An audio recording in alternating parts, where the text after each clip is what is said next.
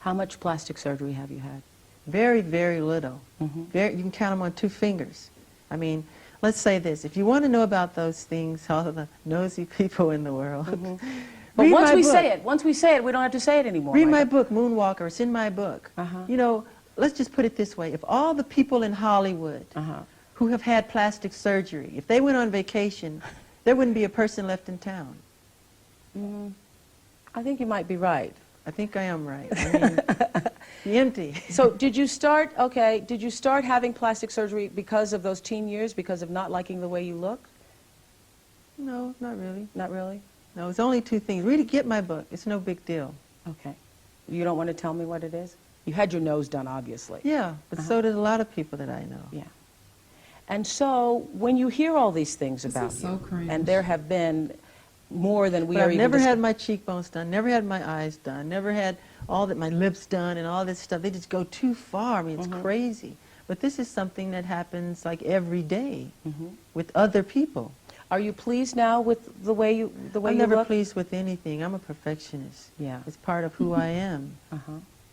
And so when you look in the mirror now and the image that looks back at you, are there days when you say, well, I kind of like this, or I like my hair today? Or, I'm never I pleased think I'm with pretty myself. cute today? No, I'm pretty cute too. I mean, who don't do that? We have No, our I cute try not to ugly look in the days. mirror. I really do, because I'm never happy with what I see. So I go on with my work and get it done. I have to ask you this. So many mothers in my audience have said to please ask you this question. Yeah. Why do you always grab your crotch? Why do I grab my crotch? Yeah, why? We think you got a thing with your crotch going on I think here. it happens subliminally. When I dance, if you're a dancer, you know, you're just interpreting the sounds and the accompaniment of the music. If there's a driving bass, you become the bass. If there's a cello, if there's a string, you become that. So you become the emotion of what that sound is, okay? So if I'm doing a movement and I go bam, and I grab myself, it's the music that compels me to do it. It's not saying I'm getting ready to grab down there and it's not a great place. You don't think about it, it just happens. Sometime I'll look back at the footage and I'll go, did I do that? Yeah. So I'm slave to the rhythm. Yeah. Okay? I think the alarm's going off in the house. I don't know why. Oh, I thought that was me. But we're going to fix it in a minute. We're in live television, so we're going to go to break. These things happen. We'll be right back. Okay. When you have broken all those records, when you have the #1 album ever sold, the #2 album ever sold, when you've broken every record there is to break, when you have become an icon in the industry, is there always the pressure to do something bigger and something better? Oh, gee, that is something. It makes it harder each time to follow up. So you try to be as original as you can be without thinking about statistics. Just go from the soul and from the heart. And so when you think of that, what do? You meditate, you think, well, I will now do the Super Bowl. I will now... No. I just create out of my heart, really. I want to tell everybody, too, since we're back and we're live, we weren't prepared for, and I know this house probably wasn't prepared for all the lights that are here, and what happened was that the smoke alarm went off from all the lights that are around, and that's what happened, and that's why we went to break. So I wanted to also make it clear, because this is another rumor that's starting, that the only way I could have gotten this interview was that I contractually agreed to call you the King of Pop, and I would just like to say to the world, Michael did not tell me to call him the King of Pop. As a matter of fact, I haven't called you the King of Pop once here, and I frankly think that the King of Pop is probably too limiting a title for you. I mean, I think that most of the world would agree that you're no doubt one of the greatest entertainers the world has ever seen. So you would be King of Entertainment, or Liz Taylor said you were King of Pop, Rock, and Soul. Where did this whole notion that you proclaimed yourself King of Pop come from? Well, I didn't proclaim myself to be anything. I'm happy to be alive. I'm happy to be who I am. King of Pop was first said by Elizabeth Taylor on one of the award shows. As a matter of fact, we have that. Let's roll I didn't even know that. I didn't know where it started. Ladies and gentlemen, the 1989 Heritage Award and Sammy Davis Jr. Award recipient, and in my estimation, the true king of pop, rock, and soul, Mr. Michael Jackson. And that's where this all Look at started? his face. Yes, and then fans, all the stadiums that we play, they bring big banners that say the King of Pop, and jackets that say the King of Pop, and T-shirts that say the King, and they chant it outside my hotel, King of Pop, King of Pop, King. So it just became something that just, you know, that happens just all over the world. Happened. Yeah. But you didn't tell me to call you King of Pop. No. No. Why would I tell you to call me I've King? been calling you Michael. Yeah, I think the press loves to just start trouble like that. I mean, again, do not read the tabloids, please. It's crazy. Do you go out? Do you date? Yes. Who do you date? Well, right now it's Brooke Shields. That's, well, we try not to just be everywhere and go it's mostly at home. She'll come over, I'll go to her house, because I don't like going out in the public. Have you ever been in love? Yeah. With Brooke Shields? Yes, and another girl. And another girl? I'm going to ask you this, and it's embarrassing for me to ask you this, but I'm going to ask you anyway. Are you a virgin? How could you ask me that question? I just want to know. I want to know. I'm a gentleman. You're a gentleman. I'm a gentleman. Are you a virgin? I'm a gentleman. Okay, I would interpret that to mean that means that you believe that a lady is a lady, and therefore... That's something that's private. I mean, you know, shouldn't be spoken about openly. You can Thank call me you. old-fashioned if you want, but, you know, to me that's very personal. So you're not going to answer it. I'm embarrassed. I'm embarrassed So for you're you. not going to answer it. Well, we would like to know whether or not there is a possibility that you are going to marry one day and have children. I would feel that my life isn't complete if I do not, because I adore the family life. I adore children, and I adore that whole thing. And I would love to. That's one of my dreams, but I couldn't right now because I'm married. I am married, but to my work. I'm married to my music. And it has to be that closeness in order to do the kind of work that I want to do. And So what kind of woman makes you, I know in the video, wait a minute, no, in the video we're going to see later, we're premiering the world video, but you say there's a line where you talk about being quenched. So what kind of person does that for you? quench my desire. Yeah, quench my desire. Yeah. Well, Brooke, I've always liked her. And I mean, when I was little, I used to stay with Diana Ross. Me and my brothers, we stayed with her for years. And I never said this, I always had a crush on her. You did? Yes. Oh. I heard too, this was another one of those rumors, that you had proposed to Elizabeth Taylor at some point? Elizabeth Taylor is gorgeous, Yeah. beautiful, and she still is today. Yeah. And I'm crazy about her. Yeah, but did you propose to her? I would like to have. Yeah. Well, Elizabeth Did Taylor you is here. propose Liz, can to we bring her? Liz in now? Did you? Liz had said that she wanted to be here to hold your hand through this. You don't look like you need your hand held. Hi, Elizabeth. Elizabeth Taylor! No. Hi. Hi, have a seat, Nice have to a see- seat. thank you. Did Michael ever propose to you? Oh. I never proposed to him. Never did. What do you think is most misunderstood about Michael Jackson, Liz? All the things you mentioned. He is the least weird man I've ever known. He is highly intelligent, shrewd,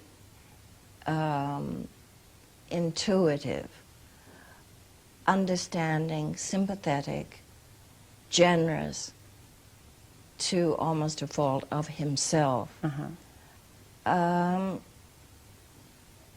he just, if he has any eccentricities, it's like that an oldie he going through is his head. like larger than life, and some people just can't accept that or face it or understand it. His talent on stage, why I called him the king of pop, rock, soul, music, statue. entertainment, whatever. Yes. There's nobody that can come near him. Yeah.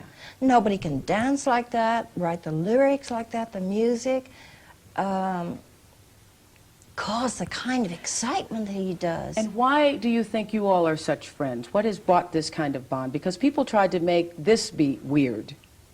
Well, it's not. I mean, our childhoods are very similar. And we have that from the very beginning in common. I was a child star at 9, had an abusive father. And that kind of brought us close together in the very beginning. And what is it, I'm going to ask Michael this question later on, but what is it you most want the world to know about him? What a wonderful, giving, caring, generous man he is, and how good he is. And he's funny, too. Oh, he's wildly funny. He can crack some jokes, I tell you. Yeah, but he's a good man. Thank you for joining us, too, because Oh, I it's know you fine. didn't want to be on camera at first, but thank you. We're coming from Michael's house down to this amazing amusement park, This is awkward. which is, about several hundred yards, I guess, from the house. And this it's incredible. Thank you. And I want to know whether or not you did this for yourself, or did you do it for all the children that you entertain here? For myself and the children. Every 3 weeks we have terminally ill children that come to the house. Yeah. Make-A-Wish Foundation, Dream Street, Every 3 weeks? Starlight, yes. And these are sick children with cancer, and I entertain them. Uh-huh. And they come here. This is and they enjoy unbelievable. themselves. And what I have to say is these are not, as I was talking to some kids who were here, these aren't just grandma rides here. These are some major rides. I mean, the Sea Dragon and the Ferris wheel, and there's that zipper over there. The Wipeout. Yeah, Wipeout. There are bumper cars here. It's really, Thank you. Well, it brings Oh, out his the energy child bill is that lives inside crazy. of everybody. I love rides and things like that. But I share it with were the you kids. able to do it when you were a kid? And Not really. Sometime, but not often enough. but now you can anytime? Every How often day do it's you right in my actually, backyard. how often do you actually come out here and do this? Whenever I'm here, I come out and I go on the ride. Well, is this a part of you, what we were talking about earlier, the pain of growing up and not being able to experience all the things that kids normally experience, and so now you are fulfilling all of those You fantasies? compensate, yes. Really? Yes, it's very true. Do you think you can ever really recapture it, though? Does it feel the same? I mean, I was gonna I say, don't It's know. more too. fun. I Is it wouldn't really? change the past if I had to. Would not. I'm enjoying myself. And here we are inside the theater. I had one too many sugar babies here the other day at the candy counter. But the candy's here for all the kids, and Pinocchio's here, and E.T.'s here. What's fascinating to me about you is that obviously you have this childlike aura about you. And I see children with you, and they play with you like you are one of them. But a child did not do this. A child did not put this together. Oh, that's sweet. Yeah, this is really magnificent. Well, thank you. I love to do things for children, and I try to imitate Jesus. And I'm not saying I am Jesus. I'm not saying Yeah. I, We're clear on No, they right. don't I'm say trying that. to imitate Jesus in the fact that he said to be like children, to love children, to be as pure as children are, and to make yourselves as innocent and see the world through eyes of wonderment and the whole magical quality of it all. And I love that. And we have we'll have like 100 bald-headed children here who they all have cancer, and they're running around and they're enjoying themselves, and it just makes me cry happy tears that I was able to do that for them. You know? Really? It makes me so pleased inside. Well, when I came here to about a month ago to shoot commercials with you to promoting tonight's event, one of the things that really impressed me the most, and I hope you guys are getting shots of this. I don't know how you are if all the cameras are on us, but we got other cameras. Is that there are built inside the walls here beds for some of those sick children who come. And what I realized when I saw that is that you have to be a person who really cares about children to build it into your architecture. Yes. Yes. We have children that come who are intravenously, they're very sick and they're bedridden, and they have Can't sit up. Right, they can't sit up. And these beds, they're hospital beds. You push a button, they move up and they move down, and they're able to watch. We have a magic show. We show the current films, if it's cartoons, anything, you know, and anything so they can escape to that world of magic that they don't get a chance to experience, the world that I was deprived of. Now let me when I ask you was this. little. You know, I believe everything happens in people's lives for a reason. Do you think that had you not missed a lot of the life and fun and fantasy of childhood, that you would be so in touch with children today? Would you relate to them as I you do? probably would, but not as much. That's why I wouldn't change a thing. Really? Because I'm happy with the way things are and my caring for young people and everything. Are you really happy now? Because you've seemed sad for a long time.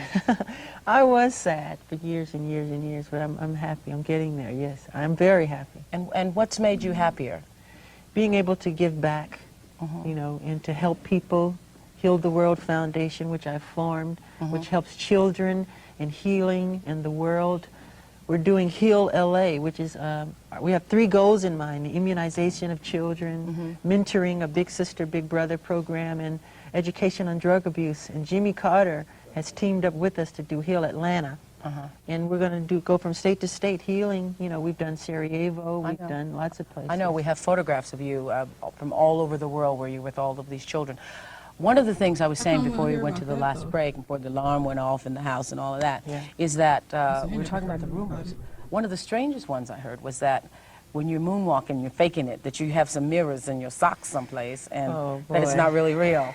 No, that's not true. Just How did you, first of all, you know, we've spent so much time trying to dispel the rumors, trying to get the truth out, that I haven't had a really opportunity to talk to you about how you conceive your music, how you conceive the dance. Where did the moonwalk come from, actually? Well, the moonwalk came from these beautiful children, these black kids who live in the ghettos and, you know, the inner cities, who are brilliant. They just have that natural talent for dancing. Any of the new the Running Man, any of these dances, they come up with these dances. All I did was enhance the dance. Okay, I want to see you dance. I want to see you dance. No. I want to see you dance live. No, I can show you a step or two, Okay. but I'm a little rusty right now. No, it's not to pay me. What the fuck?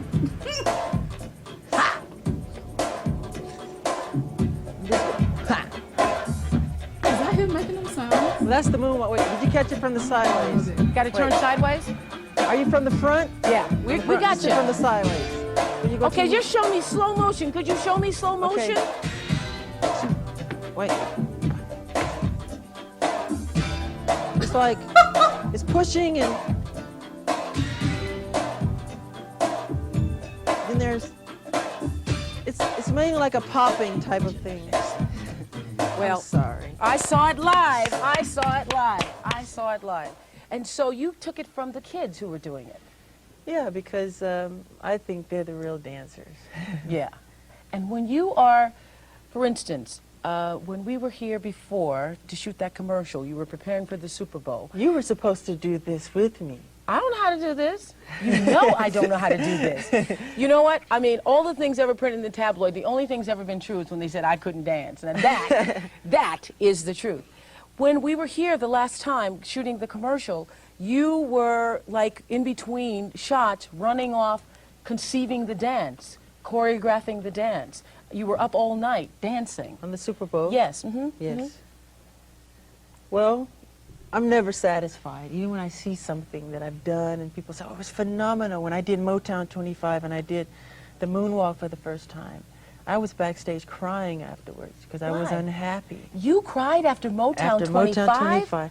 But then as I was walking to the car, there was this little boy, he was like 12, he was a little Jewish kid, and he said, you're amazing. Who taught you to ever dance like that? And for the first time, I felt I did a good job because I know children don't lie, and I just felt so good about it then. You wanted to, you felt so good, you probably wanted to say, I want you to sing something a cappella for me if you can. Oh, no. Oh, I thought I was corny. Who is it? You know, that whole, do that little beat thing. Since we're here in the theater. What can I sing? Who is it? Where did that he thing come from? It just comes out of singing. Wait.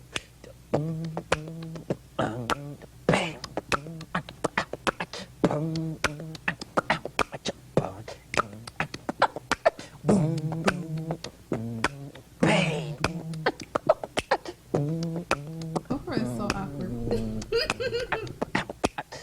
I gave my money. I gave my time. Well, we get a performance. I gave her everything in life one heart could find. It doesn't seem to matter and it doesn't seem right. But the will is right, no function, still I cry alone at night. Don't you judge of my composure, cause I'm bothered every day. And she didn't leave a letter, she just up and ran away. Anyway. Ow! Fabulous.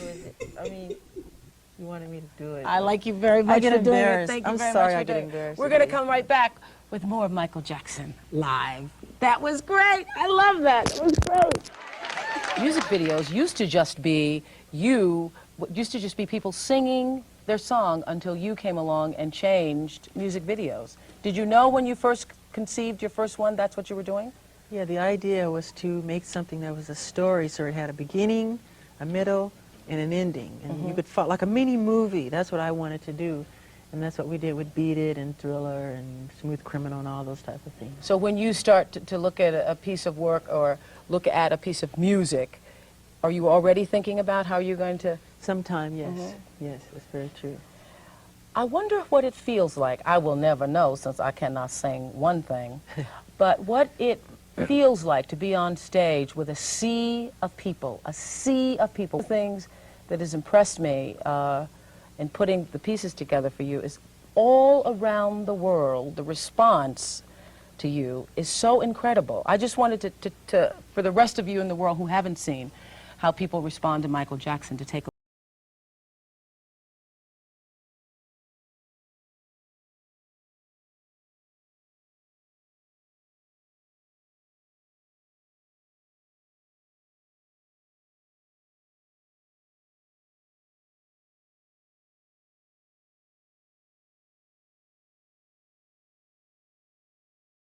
When you're standing there and there's a sea of people responding to you, screaming your name as they were, what does that feel like?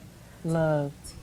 You feel lots of love, and I feel blessed and honored to be able to be an instrument of nature that was chosen to give them that, what I give them.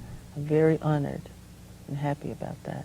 An instrument of nature, that's an interesting way to describe yourself. Thank you. Yeah. Are you very spiritual? In what sense? I mean, do you meditate? Do you understand that there's something bigger than yourself at work here? I believe in God, absolutely. Absolutely. Very much. And I believe everybody comes to the world for a reason, I think.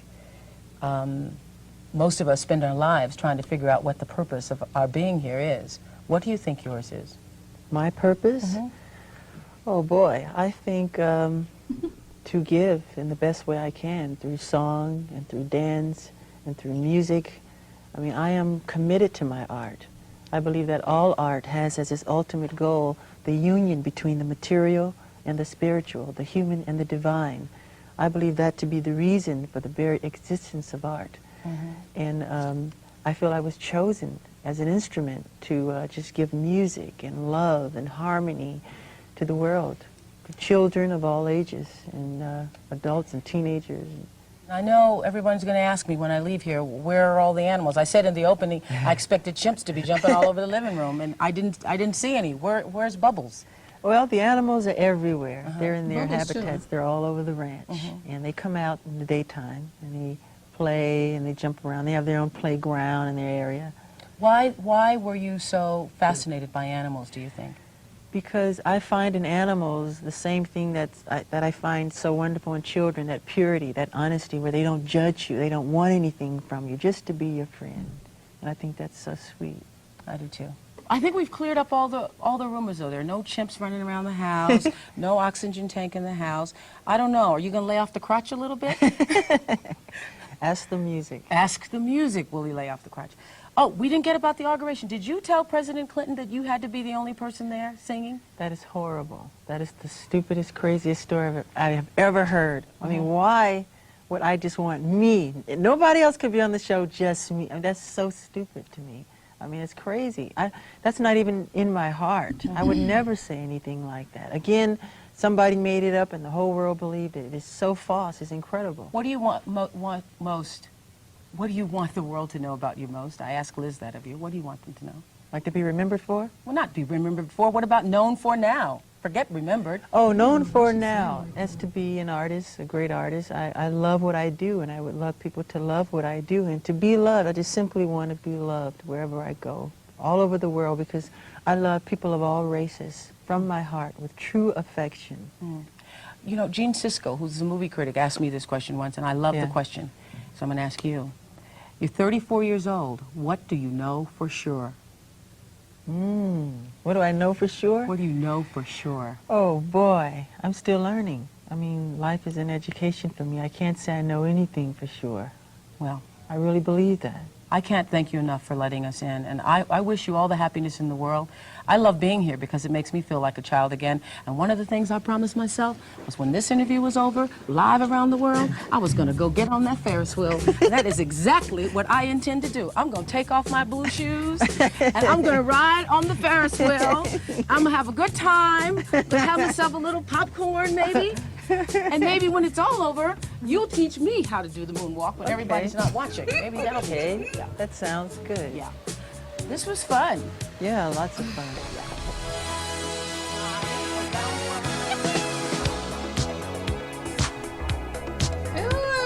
This interview was a little awkward, a little weird. Yeah, this interview was a little bit interrogation, low-key interrogation type feeling. Like she was asking him about his surgeries and if he was beaten. She asked him like how his childhood was. Like she kept asking these questions over and over. Like I feel like, okay, they could have chose someone who was more, I guess, personable, especially when he started talking about his childhood. She kind of seemed like she didn't really give a fuck. Like, I'm gonna be honest with you. When he was talking about his childhood and his trauma and all of that, she kind of came off like, okay, well, next question. You know what I'm saying? Like, she didn't really react to it. She didn't respond to him saying like how his father treated him or nothing. Like, no type of like empathy is basically what I'm saying. Like, I don't know who else they could have chosen to do this interview, but she just seemed real, like there was like a slick undertone when she did this interview. But I don't know who set this up. I don't know. I'm guessing Michael might have set this up, or I don't know if Oprah hit him up and said, hey, let's do an interview or whatever to clear up the rumors or whatever. But I don't know. It was just there were some awkward moments, some cringe ass moments. But yeah, this was my reaction, guys, to this video. The questions were just I don't understand.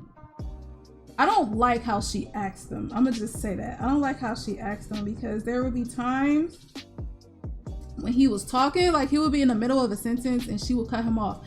And I hate when interviewers do that shit. It's annoying for the audience. Let me just say that. It's annoying for the audience to watch a celebrity interview and the interviewer doesn't let the person finish what they're saying. Like, we want to hear what they're saying. You know what I'm saying? And that irritates me. And it's not just with Oprah. There are other interviews that I have watched where they cut the celebrity off mid-sentence. And it's like, why ask the question if you're just gonna cut them off and be like, okay, well, answer this question. All right, answer this question. Like, I don't know. But yeah, that was my reaction, guys, to this video. If you guys enjoyed my reaction, please make sure to leave a like, comment, and subscribe. And I'll see you in my next reaction video. Bye.